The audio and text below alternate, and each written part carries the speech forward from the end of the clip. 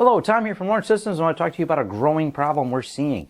Our focus has been the small business market for a long time and trying to help those companies out. And a lot of them have always been in the belief that they're too small to be attacked by malicious companies or malicious people who are out there to steal passwords, steal bank information. And I'm not talking like the phone call scams. I'm talking about targeted attacks. And what happened with some of these clients that we're seeing is they got spyware on their computer because they're running old versions of Internet Explorer. They're running Windows XP. The person who got in traced out their org chart, figured out who the boss was, compromised his email, and then went a step further and started pretending to be him, authorized money transfers between different accounts. So the president of the company, someone acting as the president of the company, was able to tell the financial officer to make money transfers based on previous emails they sent. They knew how to word it, how to phrase it, and what needed to be in the email. Now, this is a very targeted attack. This is a company that only has about 15 people working in the office. They're not a huge corporation, and they thought they could get away with not updating machines, still having a few Windows XP machines out there, and that offered the opportunity for the spyware people, the malware people, to get in there and target them. And they literally reverse engineered everything. It was pretty complicated how they did this, and were able to get about 20 grand out of the company. So it's no small potatoes. They didn't just take 20 bucks. They didn't just take some credit cards where you got to get reversed. They sent transfers and CC'd the bank.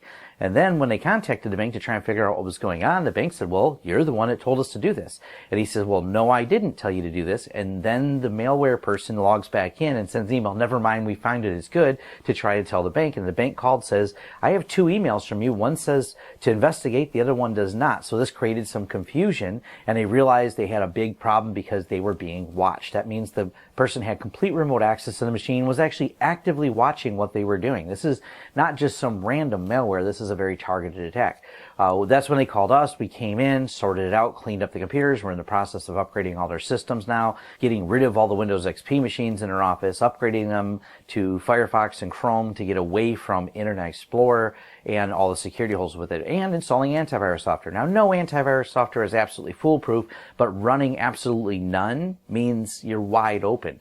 If you're going to be downloading and not having good policies internally, it's real easy for them to target these people again. We also help them with turning on two-factor authentication for all their email. That way, if anyone from outside the office logs in, it immediately notifies them via text on their phone. They had previously not done any of this. They kind of thought it was inconvenient or complicated to set up. Good news is most of this is very inexpensive. It's not cost prohibitive. It's much cheaper than the $20,000 that they've lost through this transaction that they're still trying to work out and get back, because it was transferred to an account in Florida. We traced the IP addresses to Dubai. I mean, it's a mess. And the money, as soon as it was transferred in, was then immediately withdrawn. These companies just thought they wouldn't get targeted. And we've actually seen this several times in the last 6 months with small businesses being specifically targeted like this.